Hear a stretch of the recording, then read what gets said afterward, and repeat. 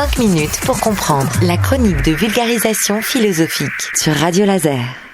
Bonjour à toutes et à tous. Le chien et le loup est de retour. Et de retour, j'allais dire de retors. C'est un lapsus. Mais c'est vrai que cette expression est torse, c'est-à-dire est courbe et ceci et cela, et on essaye de comprendre finalement à travers notre recherche sur les jeux différents qui peuvent exister, en tout cas qu'on peut contraster. Il s'agit pour nous donc de savoir comment se fait la vision face aux choses à saisir.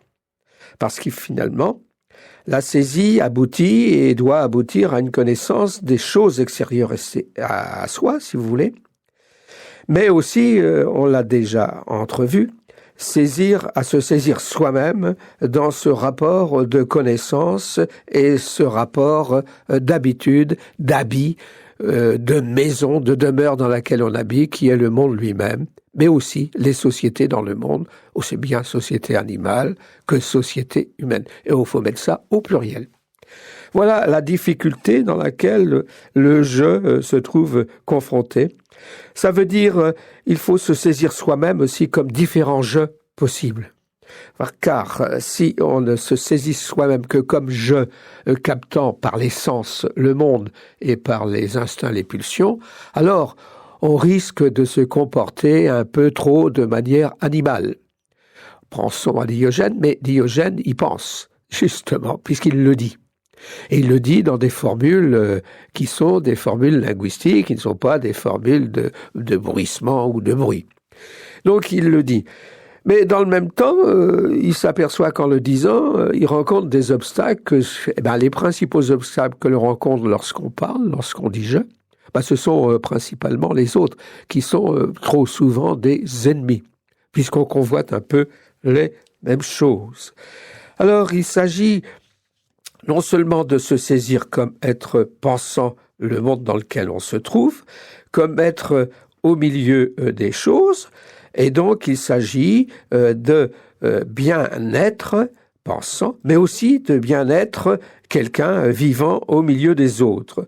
Alors le je du être devant est donc être du corps, le je qui pense le monde, le je qui essaie d'établir une connaissance du monde et même de lui-même, donc essayer d'avoir une dimension objective sur ce que nous sommes et ce qui nous environne. Bref, il faut un jeu capable de mettre à distance les choses afin de mieux les connaître, en respectant le mieux possible les moyens dont on dispose pour développer ces connaissances. Donc, il faut d'une certaine manière sortir de son corps. Donc, en sortant de mon corps, je peux accéder à la connaissance. Mais je peux aussi accéder au rêve, à l'inaccessible, à inventer un monde par l'imaginaire qui nous fait parfois sortir de notre corps. Mais il faut quand même revenir au corps, car rien ne se passe d'être vivant sans corps. Et voilà pourquoi on a un jeu qui peut sortir de lui-même, mais aussi un jeu qui est toujours là pour nous rappeler que nous sommes quand même, non pas prisonniers du corps, mais que nous sommes, comme dirait Merleau-Ponty, le corps même, le corps propre, comme il dit. C'est-à-dire un corps qui n'est pas uniquement un objet de connaissance, mais un corps à partir duquel je peux observer et je peux vivre dans le monde. Mais ce corps est le mien, je peux sortir par esprit, par imagination de mon propre corps.